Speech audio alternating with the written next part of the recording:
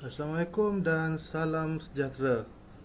Hari ini saya ingin membentangkan subjek GMGA 3063, iaitu perbandingan pentadbiran awam. Tajuk yang telah saya ambil adalah sistem beraja di Sweden. Sebelum itu, saya ingin memperkenalkan diri saya. Saya Nik Khairul bin Nik Khalid, nombor matrik 276114, dan nama pensyarah Dr. Muhammad Ramlan bin Muhammad Arsyad. Untuk pengenalan, Sweden yang terletak di utara Eropah mempunyai bentuk pemerintahan khas yang secara harmoni menggabungkan tradisi dan kemodenan. Raja berperlembagaan. Di tengah-tengah sistem unik ini ada pentadbiran awam, bidang pelbagai aspek yang ditugaskan dengan tanggungjawab untuk memastikan kewujudan bersama kesinambungan sejarah dan nilai-nilai demokrasi kontemporari. Raja Sweden kini Raja Carl Gustaf mengambil peranan tokoh negara, melambangkan kesinambungan dalam menghadapi lanskap politik yang berkembang. Rangka kerja perlembagaan yang termaktub dalam instrumen kerajaan menggambarkan kuasa raja sebagai sebahagian besarnya upacara dengan kuasa substansif yang diberikan kepada wakil-wakil yang dipilih. Selain itu, persepsi dan sokongan monarki oleh orang awam Sweden membentuk dimensi kritikal tanggungjawab pentadbiran awam.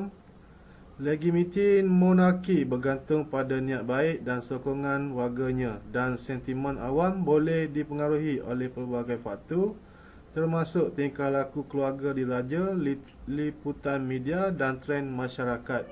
Dalam konteks ini, pentadbiran awam berfungsi sebagai antara muka utama yang ditugaskan untuk mengukur dan menangani sebarang isu atau kontroversi yang mungkin timbul, dengan itu melindungi kedudukan monarki di mata rakyat. Seterusnya adalah elemen tradisi dan pemerintahan moden dalam sistem Sweden. Dalam monarki perlembagaan Sweden yang unik, pentadbiran awam memainkan peranan penting dalam mengatur keseimbangan yang halus antara memelihara tradisi yang dihargai dan menyesuaikan diri dengan tuntutan pemerintahan moden yang berkembang. Monarki perlembagaan Sweden, walaupun simbolik, merangkumi naratif sejarah dan identiti budaya negara. Oleh kerana Raja Carl Gustaf berfungsi sebagai tokoh upacara negara, pentadbiran awam berfungsi sebagai penghubung yang menyelaraskan tradisi dengan prinsip demokrasi. Antara elemen tradisi dan pemerintahan moden dalam sistem Sweden, antaranya adalah pembangunan dan pelaksanaan dasar, pengurusan kewangan, ketelusan dan accountability, penglibatan dan komunikasi awam, kepakaran undang-undang dan perlembagaan, pemeliharaan budaya dan sejarah, dan yang terakhir penyesuaian dan pemodenan. Cabaran pelbagai aspek yang dihadapi oleh pentadbiran awam dalam sistem monarki Sweden. Monarki perlembagaan Sweden, walaupun penuh dengan tradisi, beroperasi dalam rangka prinsip demokrasi dan nilai-nilai egalitarian. Monarki yang diwujudkan oleh raja yang memerintah, Raja Carl Gustaf, mewujudkan kesinambungan sejarah dan identiti budaya Sweden.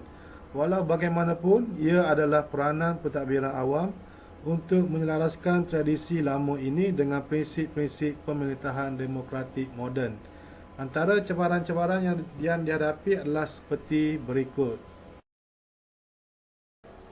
Antara cabaran yang dihadapi, salah satunya adalah pengawasan kewangan dan peruntukan sumber, ketelusan dan accountability, persepsi dan sokongan awam, pembaharuan perlembagaan dan pertimbangan undang-undang, dan juga warisan budaya dan kepentingan sejarah.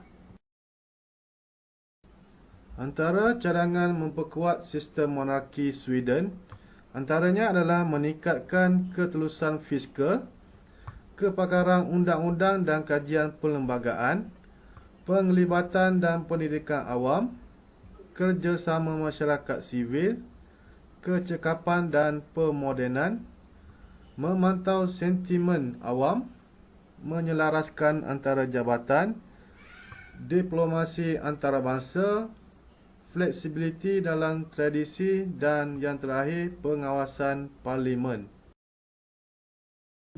Untuk kesimpulannya, cadangan ini bertujuan untuk memperkasakan pentadbiran awam untuk menavigasi lanskap tradisi dan moden yang rumit dan monarki perlembagaan Sweden dengan meningkatkan ketulusan melibatkan masyarakat, memastikan tanggungjawab fiskal dan menyesuaikan diri dengan nilai-nilai kontemporari.